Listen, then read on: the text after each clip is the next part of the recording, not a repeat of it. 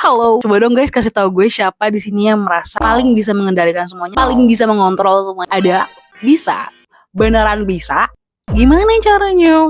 Kasih tahu. Guys, kita tuh cuma manusia. Gak pernah tuh ada kamus di dunia ini menjelaskan bahwa kita manusia bisa mengontrol atau bisa mengendalikan semua hal. Ingat ya, semua hal nggak bisa. Mungkin beberapa hal bisa, tapi kok semua hal?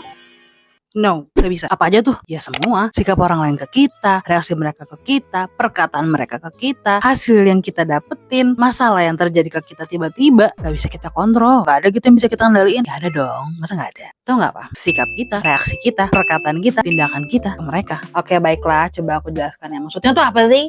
Oke, maksudnya tuh gini loh, hal yang gak bisa kita kontrol itu adalah selalu sifatnya dari luar ke kita. Kita gak bakal pernah bisa tuh mengontrol sikap orang lain ke kita. Mereka mau ngomong apa kita kontrol, gak bisa. Gak bisa juga kan kita paksa mereka untuk suka kita terus. Lu kudu suka sama gue ya, lu harus suka sama gue. Iya, aku akan suka kamu.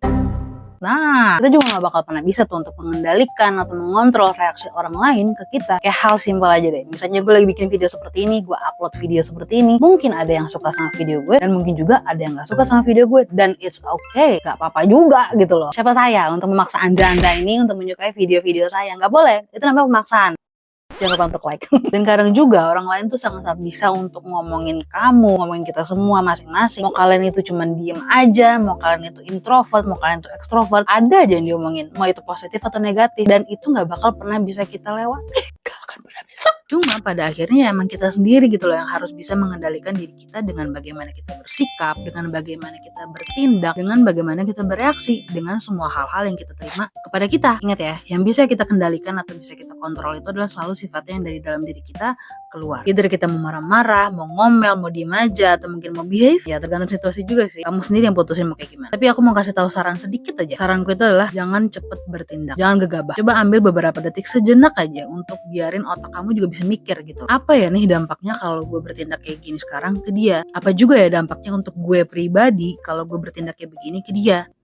Apa juga ya dampak? At least kasih waktu sedikit atau sebentar aja untuk otak kamu tuh juga bisa bekerja gitu, untuk bisa mikir. Jangan selalu apa-apa ngikutin perasaan doang. Dengan kamu membiasakan hal itu, tanpa sadar kamu itu sebenarnya lagi berproses dalam belajar untuk self control. Orang yang bisa memiliki self control itu adalah, menurut gue ya,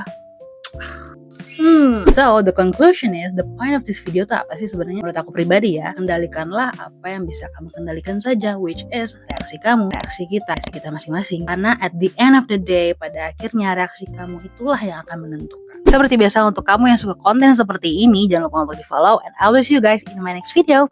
Adios!